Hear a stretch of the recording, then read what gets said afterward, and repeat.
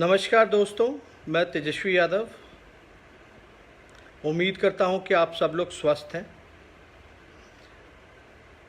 इस live video के माध्यम से मैं आप सब लोगों को बताना चाहूँगा कि लगभग 50 दिन हो गए हैं हमारी राजनीतिक कार्यक्रम को रद्द किए हुए, और शुरुआत के दिनों से ही हम लोगों ने सरकार का पूरा सहयोग किया है। सारे दिशा निर्देशों का हम लोगों ने पालन किया है, और इस दुख की घड़ी में जो सबसे ज़्यादा हम लोगों की चिंता थी और जो मांगे थी सरकार से, वो ये थी कि लगभग 25 लाख जो बिहार के लोग, बिहार से बाहर जो फंसे हुए हैं, जो श्रमवीर हैं, जो प्रवासी मजदूर गरीब भाई हैं बिहार के, वो फंसे हुए थे। उनकी मांग थी कि वो बिहार वापस आ सकें, अपने परिवार के साथ रह सकें, क्योंकि खाने का ठिकाना नहीं है, काम नहीं है, लॉकडाउन है। और लगातार 35 दिनों से हम लोगों ने सरकार से गुहार किया, हमने हाथ जोड़ करके विनती भी की बिहार सरकार से कि अगर दूसरे राज्य यूपी, महाराष्ट्र या और राज्य के लोग अपने प्रदेशवासियों को वापस अपने राज्य ला सकते हैं तो बिहार सरकार क्यों नहीं ला सकती। लगातार 35 दिनों से, और ऐसा लग नहीं रहा था कि सरकार जो है इच्छुक है उन सभी, चाहे छात्र हों जो कोटा में फंसे हुए हों या हमारे प्रवासी जो मज़दूर हैं, उनको वापस ला सकें। ऐसा लग नहीं रहा था कि वो लाना चाहती है। लगातार हम लोगों ने विनती की, और हम लोगों ने ये फ़ैसला लिया, हमारी पार्टी ने, कि 1 तारीख जो अंतर्राष्ट्रीय मज़दूर दिवस जो मनाया जाता है, 1 तारीख यानी शुक्रवार, हम लोग जो हैं सांकेतिक रूप से उपवास करेंगे और सरकार पे दबाव बनाएंगे। आज ही इसकी सूचना हम लोगों ने पब्लिक डोमेन में भी देने का काम किया, और मुझे खुशी है कि हमारे दबाव के कारण, लगातार हम सब लोगों के संघर्ष के कारण सरकार को जो है बात और हमारी मांग को मानना पड़ा। अभी हमने न्यूज़ देखा, MHA का जो गाइडलाइंस है उसमें परमिशन मिला है कि जो भी बिहार के बाहर माइग्रेंट्स हैं, चाहे स्टूडेंट्स हों, टूरिस्ट्स हों या लेबर्स हैं जो फंसे हुए हैं, उनको वापस आने की अनुमति दी गई है। तो लगातार हम लोग, हमारे पार्टी के सभी लोग, जो 25 लाख और कोटा में लगभग 12,000 लोग जो फंसे हुए थे, जो छात्र छात्राएं, और 25 लाख जो प्रवासी मजदूर जो फंसे हुए थे, उनकी अनुमति मिल गई है। अब ये बार बार हवाला दिया जाता, मुझे समझ में नहीं आ रहा था कि नियम कायदा जो भी हो, लेकिन इस देश में 2 नियम कायदा नहीं हो सकते, अलग अलग राज्यों के लिए अलग नियम नहीं हो सकते।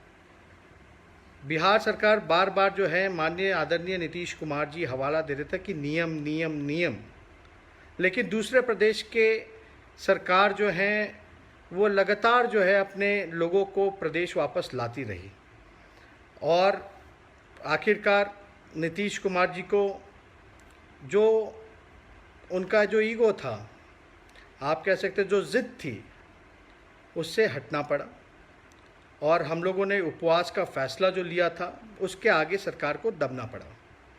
अब मैं माननीय मुख्यमंत्री आदरणीय श्री नीतीश कुमार जी से ये अपील करता हूँ, बिहार सरकार से ये अपील करता हूँ, जो 25 लाख जो बिहार के गरीब भाई हमारे जो फंसे हुए हैं दूसरे प्रदेश में, अब उनको अविलंब वापस बिहार लाने का काम किया जाए, जल्द से जल्द लाने का काम किया जाए।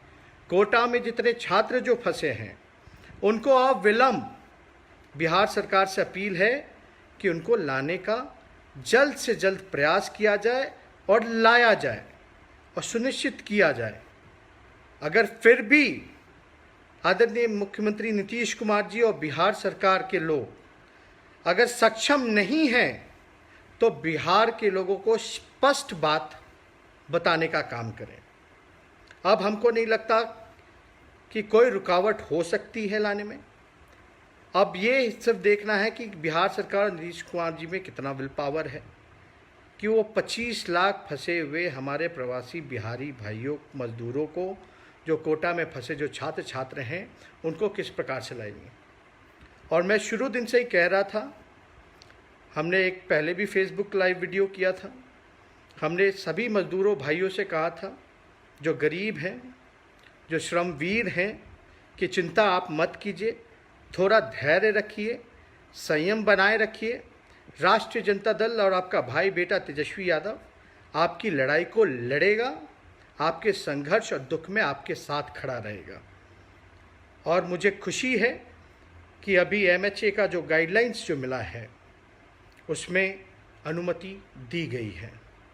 तो आप लोग निश्चिंत रहें। लगातार हम और हमारी पार्टी, हमारे विधायक, हमारे MP, हमारे जितने भी दूसरे प्रदेश के पदाधिकारी हैं, नेता हैं, कार्यकर्ता हैं, वो लगातार मजदूर भाइयों के पास राशन जो कमी थी, जो भूखे थे, उन तक जो राशन पहुंचाने का काम किया, उन सभी लोगों को धन्यवाद देते हैं। और ये काम जारी रहेगा जब तक बिहार के लोग, हमारे भाई बंधु वापस नहीं आ जाते। और ये मैं बार बार कह रहा हूँ कि हम राजनीति नहीं कर रहे, लेकिन एक सवाल बार बार खड़ा होता था कि दूसरे प्रदेश के लोग जो हैं, लॉकडाउन में भी दूसरी सरकार जो है अपने लोगों को लेकर के गई, तो बिहार सरकार की आखिर ऐसी कौन सी मजबूरी है कि वो नहीं ला पाए। इसलिए यह राष्ट्रीय जनता दल और सभी लोगों ने जो उसमें सहयोग किया, सरकार पे दबाव डाला, इसके लिए हम सभी लोगों को धन्यवाद देते हैं।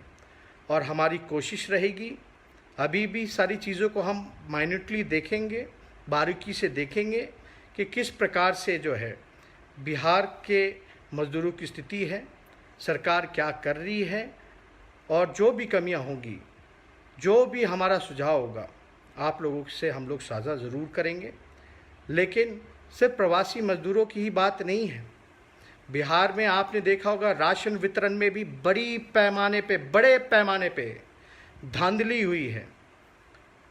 कोई पारदर्शिता नहीं रखी गई है, ट्रांसपेरेंसी नहीं है। रामविलास पासवान जी कुछ कहते हैं और बिहार सरकार जो है कुछ और डाटा देती है, डोर टू डोर स्क्रीनिंग की बात कर रही है। लेकिन हम सब लोगों को ये पता है कि बिहार की स्थिति वाकई में कोरोना के समय क्या है। ये केवल डेटा जो दिया जा रहा है बिहार सरकार द्वारा, ये केवल आई वॉश कराने के लिए है। आई वॉश कराया जा रहा है और बहुत दुख होता है। हमने कई एक आध वीडियोस देखे जहां काफ़ी मजदूर जो प्रवासी जो लोग हैं वो गुस्से में हैं। लेकिन समय ठीक है, गाइडलाइंस का जो अभी अनुमति मिली है, अब बस ये देखना है कि बिहार सरकार 25 लाख मजदूरों को लाने में सक्षम है कि नहीं है। मैं अभी भी सरकार से फिर दोहरा रहा हूँ, अगर सक्षम नहीं है तो साफ साफ जो है आप बताएं, कब तक लाइएगा, क्या व्यवस्था कीजिएगा, किस प्रकार से जो है हेल्थ इंफ्रास्ट्रक्चर बिहार में जो पूरी तरीके से मर्माहत स्थिति में आ गई है, जिस हिसाब से वसूली, रंगदारी लॉकडाउन के नाम पे हो रहा है, बहुत ही दुखद है। लोग पहले से ही पीड़ा में हैं और भी जुल्म हो रहा है सरकार में। सरकार में जितने लोग जो अधिकारी पदाधिकारी जो बेईमान हैं, उनको ये सरकार के लोग प्रमोशन देने का काम कर रहे हैं। ये सारी घटनाएं हमने देखी है। आप लोगों ने जो जवाबदेही दी है, जो जिम्मेदारी मुझे दी है नेता विरोधी दल और विपक्ष के नेता होने के नाते, प्रतिपक्ष का नेता होने के नाते, ये हमारा काम है कि सरकार की कमियों को गिनाना। और विपक्ष जो है सरकार का ही अंग होता है, लेकिन जनता की बात रखना, जनता के लिए लड़ना, खास तौर पे जिस प्रकार से गरीबों को छोड़ दिया गया था। आप देखेंगे कि बीजेपी के जो विधायक हैं वो अपने बेटे को या अपने परिवार के लोगों को कोटा से ला सकते थे, लेकिन और जो है जिसके पास नहीं है, जो गरीब है, जो लाचार है, उसको बिहार सरकार ने छोड़ दिया। कोई कार्रवाई नहीं। कार्रवाई के नाम पे सिर्फ ढकोसला किया जा रहा है। इसलिए आप सब लोगों को मैं धन्यवाद देता हूँ। ये हमारी लड़ाई जो है यह चलती रहेगी जब तक बिहार के लोग वापस बिहार ना आ जाएं, गरीब मजदूर वापस ना आ जाएं, छात्र छात्राएं वापस ना आ जाएं। तो ज़्यादा कुछ ना कहते हुए आप सब लोगों का धन्यवाद करते हैं जितने भी दर्शक हैं, और उम्मीद करते हैं कि आप सब लोग स्वस्थ हैं और घर पे रहें। और जो लोग घर से दूर हैं, जिनको लाने की कवायद चल रही है, मैं ईश्वर से प्रार्थना करूंगा, भगवान से प्रार्थना करूंगा कि स्वस्थ वापस बिहार वो लौटें, अपने परिवार के बीच रहें। यही हम लोगों की कामना है। और ज़्यादा कुछ ना कहते हुए मैं आप लोगों के साथ फिर जुड़ूंगा। और आप सब लोगों का धन्यवाद। और आप लोग भी हमारा इस मुहिम में जो है समर्थन कीजिए, सहयोग कीजिए, ताकि लगातार जो है सरकार पर दबाव रहे। जो सरकार काम नहीं कर पा रही उसको हम लोग काम कराने का काम करें। और आपने देखा होगा जो ज़िद थी आदरणीय नीतीश कुमार जी की, उनको ज़िद छोड़ना पड़ा। ये हम लोगों के एकता की वजह से है। और सब लोग जो हैं इस चीज़ को लेकर के चिंतित थे, परेशान थे कि घर वापस नहीं आ पा रहे हैं, उनको वापस लाना चाहिए। इसलिए आप सब लोगों को धन्यवाद देते हैं। अब केंद्र सरकार, राज्य सरकार इन पता नहीं क्या कर रहे थे इतने दिनों से, दूसरे राज्य के लोग ले जा रहे थे, अपने बिहार के लोगों को छोड़ दिया था। अब राजनीति करने का समय नहीं है, लेकिन हम लोग तो इतना चाहेंगे कि कम से कम जो है स्वस्थ लोग जो वापस आ सके, हेल्दी वापस आ सके लोग। और इसका भी इंतज़ाम करना है, टेस्ट हो या आप देखेंगे जितने भी टेस्टिंग किट्स हों, उसकी व्यवस्था पूरी तरीके से बिहार में नहीं है। लगातार हम लोग इस चीज़ों को उठा रहे हैं और उम्मीद करते हैं, सरकार को भी हम धन्यवाद देते हैं क्योंकि उन्होंने अनुमति दी आखिरकार, लेकिन देर हुआ, चलो कोई बात नहीं। लेकिन अब कम से कम केंद्र सरकार और राज्य सरकार मिल कर के उन बिहार के लोगों को, छात्र छात्राओं को, मज़दूरों को वापस घर लाने का काम करें। बहुत बहुत धन्यवाद। जय हिंद, जय बिहार। और बिहार सरकार का लगभग जो आंकड़ा था, जो बिहार के प्रवासी मजदूर जो बिहार से बाहर रहे, वो जो सरकारी आंकड़ा जो बिहार सरकार का, वो लगभग 25 लाख का था। अब MHA की गाइडलाइन के बाद जो भी टूरिस्ट हों, माइग्रेंट हों, या जो लेबर्स हों बाहर, या जो स्टूडेंट्स जो फंसे हुए हैं, अब वहाँ की सरकार जो है वापस लाने का काम कर सकती है। मेरा यही मांग है नीतीश कुमार जी से, बिहार सरकार से, कि जो 25 लाख जो आंकड़ा जो आपने सरकार ने जो देने का काम किया है, हालांकि ये हो सकता है कि लगभग 40 लाख लोग भी हों जो बाहर फंसे हुए हों, तो अब कोई बहाना नहीं चलेगा, अब कोई नियमों का हवाला नहीं चलेगा। मैं यही मांग करूंगा कि नीतीश कुमार जी सभी लोगों को अविलंब तुरंत वापस बिहार लाएं, सुनिश्चित करें और जल्द से जल्द लाने का काम करें। और लाने के बाद चाहे वो कश्मीर से कन्याकुमारी तक जहां भी बिहार के लोग फंसे हैं उनको लाने का काम करें। अब मैं यही चाहूँगा कि ला करके कहीं उठा करके फेंक ना दिया जाए, कहीं इधर उधर रख ना दिया जाए, बल्कि उनके लिए प्रॉपर इंफ्रास्ट्रक्चर, हेल्थ से रिलेटेड, कोरोना टेस्टिंग से लेकर के, डोर टू डोर से लेकर के पूरी इंफ्रास्ट्रक्चर जो है वो डेवलप करने का सरकार काम करे। और ये सरकार को सुनिश्चित करना पड़ेगा। और लगातार हम विपक्ष के लोगों की ये मांग रही है और लगातार संघर्ष हम लोगों ने किया है ताकि बिहार से जो फंसे जितने भी माइग्रेंट हैं, जो फंसे हुए मजदूर हैं या छात्र छात्राएं हैं, वो बिहार आ सके।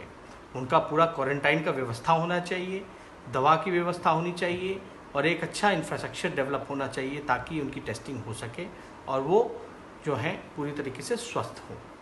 ये अगर आपको हमारा वीडियो पसंद आया हो तो इसे लाइक करें, सब्सक्राइब करें और साथ ही बेल आइकन दबाना ना भूलें।